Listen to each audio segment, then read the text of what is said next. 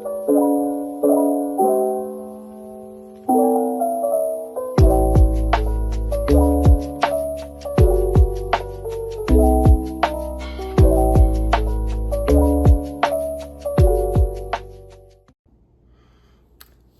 guys. Morning.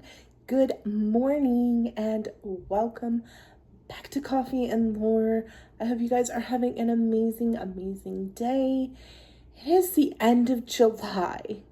That is beyond insane to me. The fact that we are in August. We are in August, you guys.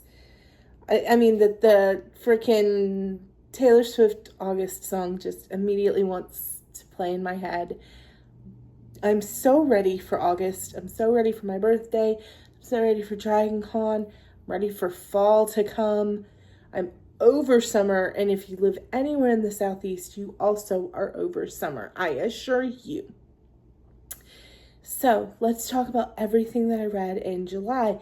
There are a couple of bangers in here. The first book I read in July, well, let me first drop my little graph here so you guys can follow along if you want to.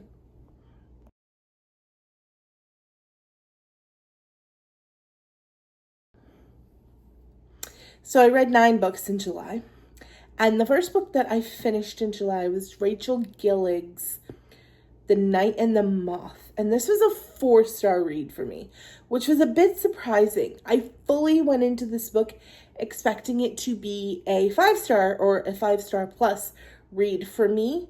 It unfortunately was not. It was only 4 stars. This one was slow. And I love Rachel Gillig's One Dark Window duology. Love it. I have the special editions. Phenomenal. And there are a lot of similar themes and vibes. Like, it's an obviously Rachel Gillig novel. It just read a little slow for me. The ending pissed me off a little bit. I would have liked a little bit more of a happier ending, even though I know, like, a lot of gothic romance and things like that, you don't get a happy ending. You certainly don't get a happy ending here. Spoiler alert. But it was beautifully written. It was very whimsical. It just read a little slow for me. So that's why I got 4 stars and not 5. That saying, it's still a really good book and a 4-star book. So it's a Rachel Gillig book. If you have read anything else by Rachel Gillig, the theming, the pacing, the characters, you will not be surprised by any of it. And I really enjoyed the book. Next up, I did a reread that you're not going to see in the graph. So technically, I did read 10 books. But I reread Lover Eternal. It is book 2 in the Black Dagger Brotherhood. It's Rage's book. You guys know I've watched the season. It got me in the mood to do some rereads on the book, some of my favorites. And Lover Eternal is one of my favorites. And it will always be a 5-star plus. So that was a reread that you don't see on the graph because I didn't count it because it was a reread. Sometimes I count my rereads, sometimes I don't. It really depends on how long the reread takes me. I reread Lover Eternal in like one evening laying in bed with the paperback. That, to me, it didn't count. Now, if I ever like reread a Sanderson or Priory of the Orange Tree or something that takes me multiple days, then I absolutely count it. The next book is a hot take, and that's Brandon Sanderson's newest one, Isles of the Emberdark, and it's a 4-star for me. I'm sorry. I know. I cannot believe I gave it 4 stars myself.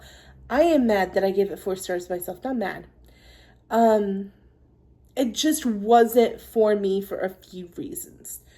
One, I feel like this whole story should have just stayed a novella, though I do love the addition of Starlight character and the ship and the crew. Like, I loved that. It had very much Tress vibes, and Tress in the Emerald Sea is one of my favorite books. It is one of my favorite Sandersons by far. This book just was so slow to me.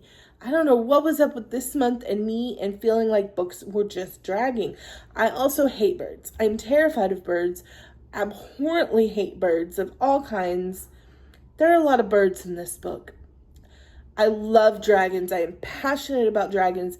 this was kind of pitched to me as like a dragon book. There's not a lot of dragons. There's a lot of birds, not a lot of dragons. Ergo, it's 4 stars, and that is being kind of generous. Because I would not give Brandon Sanderson less than 4 stars. He's a brilliant writer. The characters were still really well done. I loved Starlight, and I love all of the scenes on the boat with the crew. So yeah, I had to give it 4 stars because, like, it's Tress vibes, and that's one of my favorite books. But there were a lot of things going on that I didn't love in this one, which gave it 4. Yeah. But up next was one of my favorite reads of the year. Guys, I say it so often, but I'm a romantasy girl at heart, and if I read a good romantasy, it's going to knock me on my socks. And I read Shield of Sparrows by Devney Perry. Holy shit balls. I read that book in like 2 days, and I could not put it down. I was on my vacation. And when I tell you, if I was not like off doing something, sitting on a bus going from one place to the next place, I'm reading this book. Like, it had me in a chokehold. It was so freaking good. 5-star plus. Then I read Emma Hamm's Whispers of the Deep.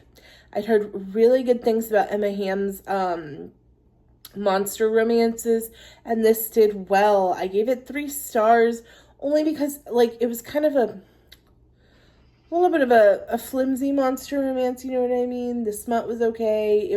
The story was okay. It wasn't anything mind-blowing, anything that shocked me, anything I haven't read before. But for what I was looking for, which was a monster read to read laying on a beach about a merman, it was perfect. It hitched all the right spots. So yeah, we gave 3 stars to Whispers of the Deep. But then we read The Neverlist by Jade Presley, also on vacation. And that was a 5-star read, a solid 5.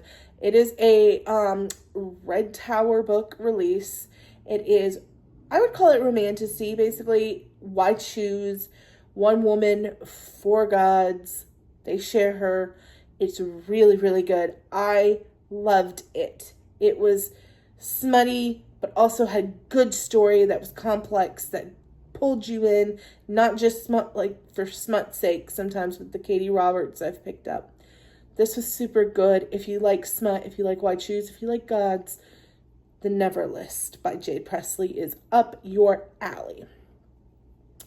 Then I read a very much awaited release by Julie Soto, who I love. Julie Soto, been reading her for many years in her published work as well as her fan fiction, and I read Rose in Chains, which is based off of her fan fiction called The Auction.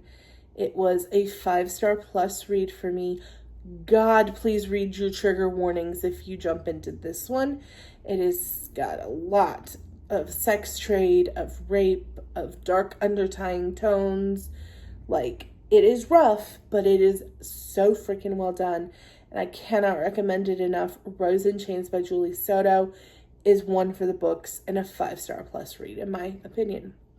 Then we had a new release from Ruth Ware, The Woman in Suite 11. Now, this is basing off of another Ruth Ware that I have read by her. And it was, my gracious, what was it called? The Woman in Cabin 10, I think it's called. It takes place on a cruise ship, and this goes right after it. Like, it's an 8-10 year jump, I think. But it's the same characters and the same kind of mystery. Ruth Ware is an English thriller writer, and that's what you're going to get out of her, is English thrillers. Then I read Emerald Slytherin's Secrets and Masks. I gave it 4 stars. Probably could have been a 5-star, but this one read a little slow to me in certain points. But the smut was smutting, the angst was angsting, the feral Draco Malfoy was feraling.